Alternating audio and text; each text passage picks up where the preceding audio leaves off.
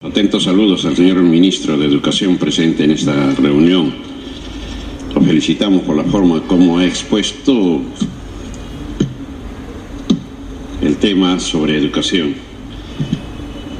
Señor presidente, aquí tenemos que hablar no de buenos deseos, no de metas ideales, no de planes formalmente bien elaborados, sino de resultados reales. No es que esté mal contar con un proyecto educativo nacional del 2021. Por eso es lo que hay que ver cuánto está mejorando la educación en el país. Este gobierno, señor, ha aumentado el presupuesto para educación, lo ha realizado centralizando o recentralizando los recursos del gobierno nacional. Eso es una cosa real, señor presidente. El presupuesto del gobierno nacional en educación del 2011 al 2016 se ha incrementado en 125%, en tanto el asignado a los gobiernos regionales solo se ha incrementado en 32%. Por eso los resultados educacionales en provincias son desastrosos. Otra de las promesas permanentemente es la mejora de la infraestructura, pero esto es muy poco lo que se ha hecho, a pesar de que se tenía y se ha destinado un gran presupuesto. Preguntaría al señor ministro por su intermedio, señor presidente, ¿qué gran unidad escolar, qué gran construcción, qué gran centro educativo se ha construido en este periodo? Solamente quisiera una muestra o un nombre de lo que se ha hecho en este aspecto. En Arequipa tenemos el Colegio Independencia Americana, que ha durado 3 años, hasta ahora no está terminado. La gran unidad escolar igual. El mobiliario, 3 años. Y aquí tenemos que denunciar, señor presidente, y el señor ministro de repente no lo sabe, porque creo que es sano, pero hay una mafia en esto de las licitaciones, de las carpetas, las licitaciones del mobiliario. ¿Por qué no se descentraliza? ¿Por qué no se da en cada región de acuerdo a lo que necesita? ¿Por qué tenemos que centralizar todo? 3 años para hacer las licitaciones, señor. Y aquí se ve que hay gran negociados porque lo hacen pues a escala nacional. En cuanto al tratamiento de los docentes, que son eje de la educación, hay cosas que no se han explicado, señor. En cuanto a la evaluación y el nombramiento de docentes, de 192.397 docentes evaluados, apenas el 12%, o sea 23.285, clasificaron. Y aquí, bueno, lo bueno, señor, que solo el 4% fueron nombrados, es decir, de 192.000 solamente 8.137 maestros. ¿Cómo es posible, señor, esto? ¿Sabe o no sabe el señor ministro? En cuanto a las remuneraciones de los profesores, desde agosto del 2015 los docentes secundarios ganan alrededor de 1.243 soles, mientras que los de primaria 1.396 soles por medio. Un policía, esto en buena hora, egresado de la escuela, según el ministro del Interior, gana cerca de 3.000 soles mensuales. Declaraciones últimas del 20 de abril. Como parte de la llamada jornada escolar completa, los alumnos de secundaria de los colegios públicos estudian 10 horas, señor ministro, usted sabe, adicionales. Permanecen en las instituciones hasta las 3 de la tarde y no reciben almuerzo, señor. Y si le han informado mal.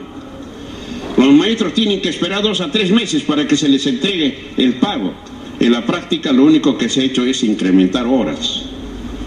Por eso es que las instituciones o los sindicatos magisteriales demandan que el piso salarial mínimo sea del 60% de una UET, es decir, 2.300 soles como mínimo, señor.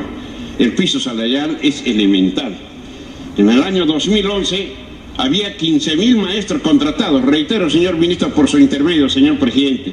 Había 15.000 maestros contratados. Al 2015 este número se ha incrementado hasta 95.000. ¿Dónde está la carrera magisterial? ¿Por qué tanto maestro contratado? Lo cual es una falla de la política magisterial en estos 5 años, señor. Por otra parte, por su intermedio, señor ministro, pregunto, ¿cuántos al señor ministro? ¿Cree usted, señor ministro, que una evaluación estandarizada sea más objetiva y concreta que una evaluación de desempeño en el aula? Yo creo que el desempeño del aula es fundamental y es trascendental en la formación del maestro como del alumno, señor. El profesor debe ser evaluado y nunca se ha negado, nunca se ha negado, pero la evaluación debe hacerse considerando la experiencia de trabajo. Un minuto adicional, congresista. A cuenta de la bancada, por favor.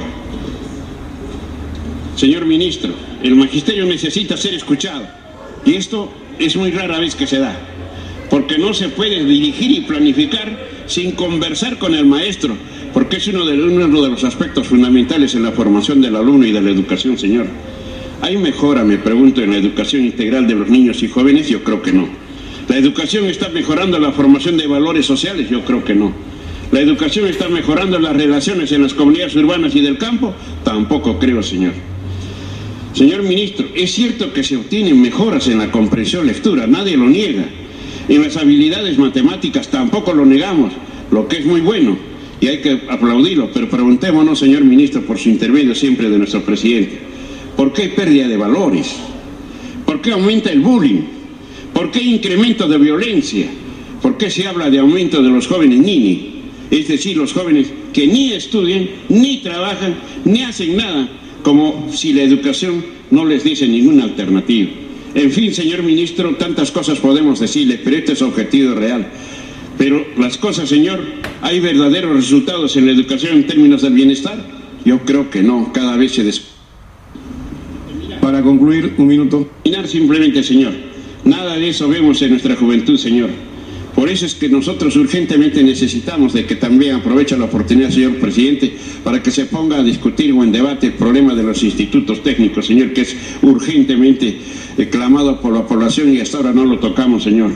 Hay que resolver este problema. Por eso es que nosotros pedimos, señor, que el piso salarial de los profesores debe mejorarse. Si no se conversa con los profesores, si no hay el diálogo con los profesores, no de repente con algunos sectores privilegiados, los profesores no todos, al margen de sus ideales o posiciones sindicales o políticas que puede haber. Señor presidente, le agradezco esta gentilidad y ojalá que el señor ministro nos dé la solución fundamentalmente al Colegio Juana Cervantes, señor, que se ha invertido 18 millones, señor, está abandonado. Vaya usted a Arequipa, han ido los de la PRONIEG. Está abandonado ese colegio, los alumnos están estudiando en la calle, en otro colegio, señor ministro, por favor, yo le agradecería que acá media hora o una hora está Arequipa.